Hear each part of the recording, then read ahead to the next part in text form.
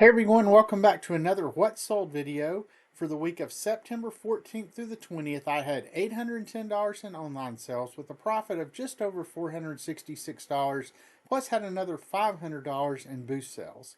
eBay did carry the week with the majority of my 28 online sales, but also had activity on Etsy, Facebook Marketplace, Mercari, Depop, and even Knickknacks. Orders shipped out to 13 different states, with Tennessee and Georgia leading the way. A few cool flips that just missed the top 10. I sold a Harley Davidson belt buckle this week, a vintage Ortho glass sprayer for spraying bugs, a Katani crane dinner plate. Remember those? I sold a bunch of those. I think it was in my last video. Always got to sell some China to live up to my name as the China King of Knoxville. And even sold a Mohawk carpet sales manual, and that would have been used by sales associates in the factory, and that went down to Dalton, Georgia, which makes sense because it is the carpet factory capital of the world, or at least used to be. And from the booth, a couple of the highlights included a framed vintage bride print. I think it was from the 1940s, but anyway, it was instant family that somebody could hang on the wall, and also sold a nice quilt rack this week.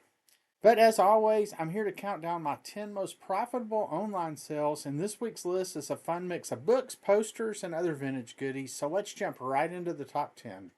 Kicking off the countdown at number 10 is a vintage 1958 copy of The Old Man and the Sea by Ernest Hemingway, and this one was the 16th printing, and I sold it on eBay for $27, netting a profit of just around $16. I've said it before, but books are absolutely one of my bread and butter items. You can source them cheap. This one was $1 to yard sale. They're easy to list, easy to ship, and even later printings of first editions, or even later printings that aren't first editions, can still bring in solid money. And in a fun twist, this one went right back to Florida where Hemingway wrote the book. At number 9, we have another book, although this one's definitely not light reading material. It's a 1944 Covell Universal Cutter and Tool Grinding Manual. And I picked this one up at a thrift shop, and it sold on eBay for $30, and it brought me just around a $19 profit. For whatever reason, old industrial and technical books like this do consistently sell well for me. There's always someone out there looking for this kind of specialized knowledge, whether it's collectors, machinists, or just people into the history of tools. This copy made its way almost to heaven in the Blue Ridge Mountains and Shenandoah River region of West Virginia. Shout out John Denver. So, do you ever take a chance on obscure technical or industrial books, or do you leave them behind? Let me know in the comments. Number 8 is a Jeppesen Slide Graphic Computer Manual along with a CP1 plotter. Now, these were must-have aviation tools back before everything went digital.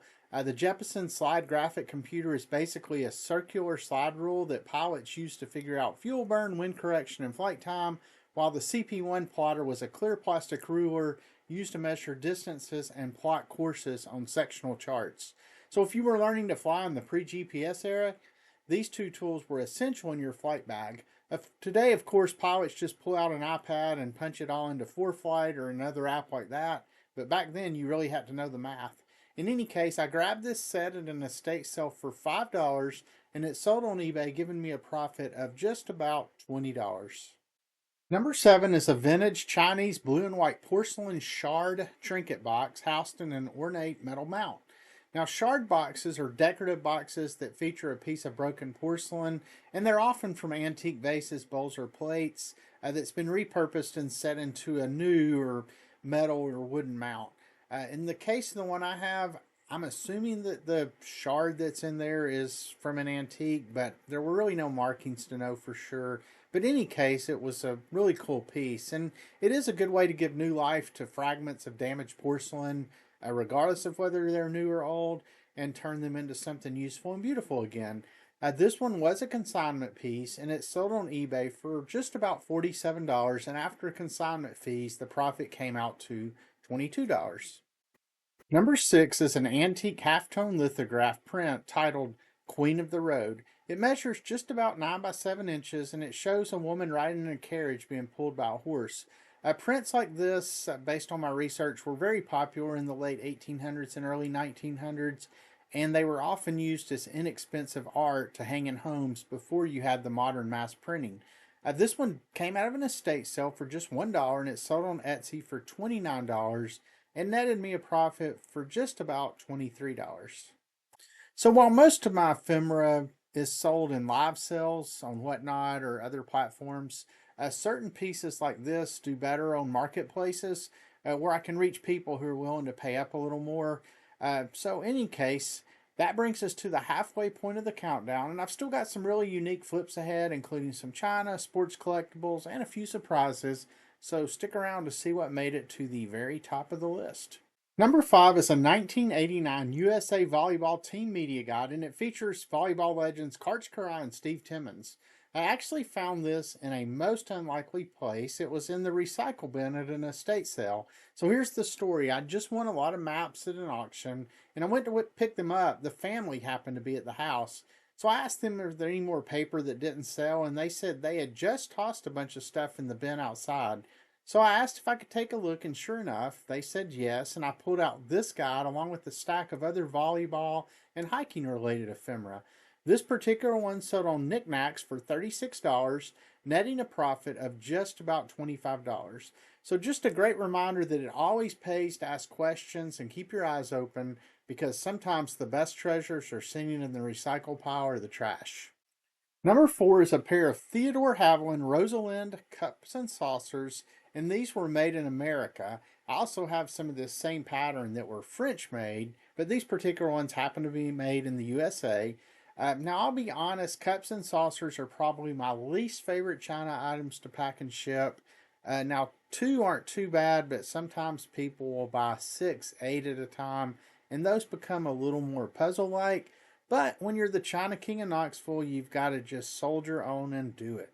So anyway, these came from a condo where my parents live, and the residents who lived there were moving out and had planned to get rid of everything they owned.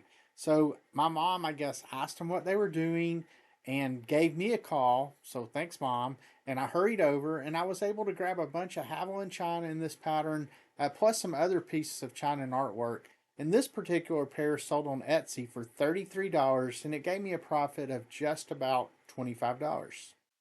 Number 3 is a heavy brass plaque from the USS Prairie, which was a destroyer tender in the U.S. Navy. Now, for those not familiar, a destroyer tender is basically a floating repair shop and supply base, and they travel with fleets and provide maintenance, supplies, and support so destroyers can stay active at sea longer. So the USS Prairie was launched in 1939 and served throughout World War II, Korea, and even into the Cold War before it was decommissioned in 1993. That's over 50 years of service, which makes artifacts tied to this ship pretty special for collectors of naval history. I picked this plaque up at an estate sale for $10 and sold it on Facebook Marketplace for $70. This one was a shipping order, so between the weight, shipping, and fees, the profit margin was a little slimmer than a local pickup would have been, but it was still a solid flip. Number 2 was a pair of signed Pat Summitt books, who was the former head coach of Tennessee and probably the greatest women's basketball coach of all time. Apologies to UConn fans. One came from a thrift shop and the other from an estate sale, and I sold them locally on Facebook Marketplace for $30 each, and left me with a final profit of just around $54. I've said it before, but I really like doing local sales through Facebook Marketplace. There's no shipping hassles and no fees that cut into your profits. Now, being here in Knoxville, there's no shortage of Tennessee Voss and Lady Voss items that pop up. So I actually sell quite a few of those things on Facebook Marketplace with local pickup. I find a lot, and there's a lot of people looking for them.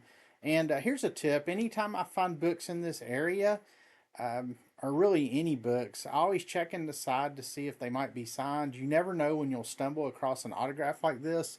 Of course, having Pat Summitt's signature makes these books even more special. She's not only a Tennessee legend, but as I mentioned, she's one of the greatest coaches in basketball history, men or women, and that legacy adds a lot of meaning and a lot of value to anything with her name on it.